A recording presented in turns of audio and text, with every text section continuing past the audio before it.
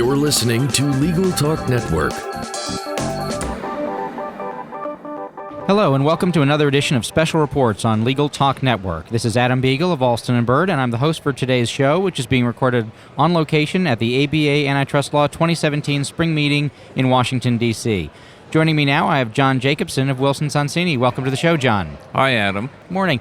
Jon, thanks for joining us. I wanted to find out a little bit about your role in the section, because you've got a lot of things coming up in the next year in your new role with the section. Could you tell us a little bit about your role in the section and your practice also? Well, my role in the section is that I'm the chair-elect. I will become chair on August 12th of this year. That's our tradition. We always change chairs once a year in August at our post-annual meeting, it's called, and I'm looking forward to doing that. In terms of my practice, I've been doing antitrust law for 41 years, and I've done mergers, I've done litigations, I've done pretty much everything one can do in antitrust. I've had some fairly significant cases. I've been very lucky over the course of my career. I got to serve on the Antitrust Modernization Commission, which was a lot of fun, and I just love what I do. Terrific. And you've played a lot of roles in the section, haven't you, during your career as well? I have. I was the editor of the Annual Review. I was then the co-chair of the Books and Treatises Committee that puts out all of our handbooks. I followed that as editorial chair of Antitrust Law Developments 6, which is our signature treatise. Following that, I was on the council. I was then the publications officer. I then was the committee officer, and then became vice chair and now chair-elect. Could you tell us a little bit about some of the things you have in store during that section year from August 2017 to August 2018 that you have in store for people who might want to participate in any way? Well, we have a number of programs coming up, and I'll try to list them all, but I'm sure I'll fail. So the first program is going to be our merger workshop that's going to be in Washington in September.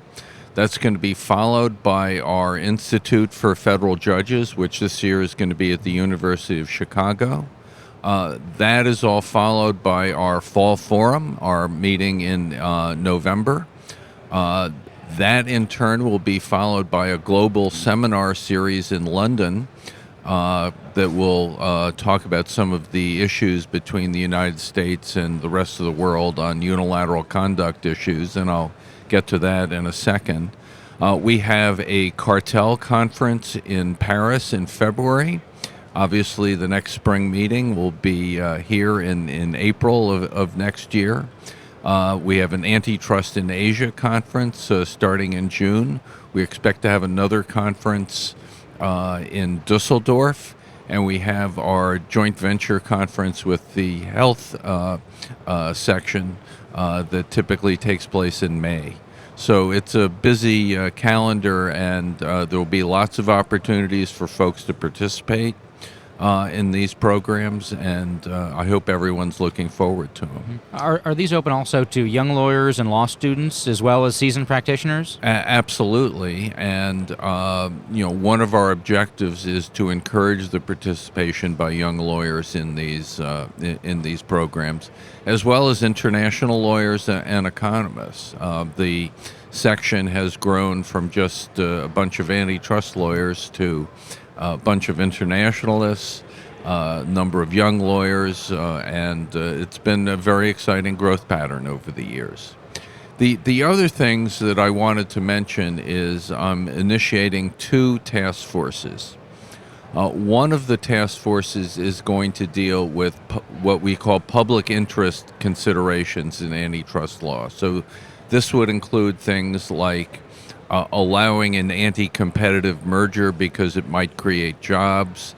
It will include the relationship between trade policies and antitrust laws, and it will include what we recognize in the United States as CFIUS, C-F-I-U-S,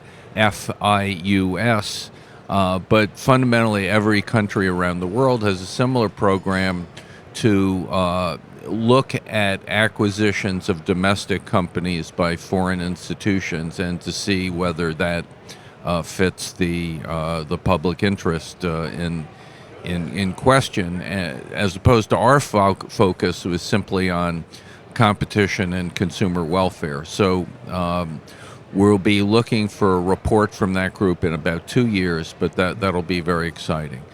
The other subject of a task force is what I'm calling the dominance divergence task force. And that task force is going to look into, are there differences between the United States and the rest of the world in terms of unilateral conduct analysis? The answer to which is absolutely yes. But to go further, what are the causes of these differences?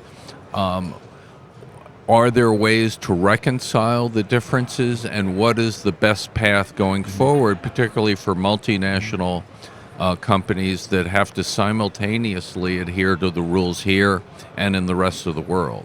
So those are pretty exciting task forces, and I'm looking forward to working with those groups. Terrific. I know each chair every year always brings new life and energy to the section with those, so I know people can follow those closely through the work of the section. Are there ways for other young lawyers to get involved, other than attending the programs, ways to get involved in the life of the section, learn and follow and contribute to antitrust law? So there are a number of ways to get involved. One of the easiest is to assist in writing articles for committee newsletters, which are put out on a regular basis, and otherwise volunteering to assist in setting up programs or in communications with committee members.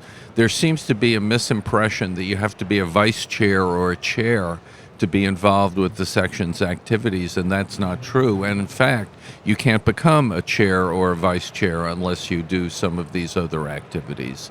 In terms of activities that get most of what we do is not anonymous, but the author, if you will, is the Section of Antitrust Law rather than individuals. But there are opportunities for individual exposure, principally in our 3 periodicals, the Antitrust Law Journal, the Antitrust Magazine, and the Antitrust Source. And one of the ways I personally got involved in the section was by writing articles that somehow made their way into those 3 periodicals. So there are a number of things to be done, and it's our strong objective to make sure that as many young lawyers are able to achieve those goals as soon as possible. Well, that's terrific. It sounds like it's a year chock full of opportunity for section veterans as well as people new to the section. One thing I wanted to ask before we conclude today is if people want to learn more about getting involved in the section or want to contact you to learn more about the section, how should they get that kind of information? Well, the best way is to call 1-800-ADAM Biegel. Not yet established. I will footnote that. But if that fails, the leadership of the section is disclosed prominently on our website, and you'll be able to navigate the website sufficiently to determine, what kind of committee or project am I interested in, and then to call the leaders of those committees or other projects, or call me. I actually do answer the phone, and I'm happy to provide advice whenever it's sought. Okay, and they can find all that information on the Wilson-Sonsini website or the ABA Antitrust Section website. Well, the ABA Antitrust Section would be a much better place than Wilson-Sonsini all the information for these about you for contact. If they want information about me, I'm definitely on our website. Okay, terrific. Thank you, Jon, for joining us. This has been another edition of Special Reports. I'm Adam Biegel. Until next time, thank you for listening.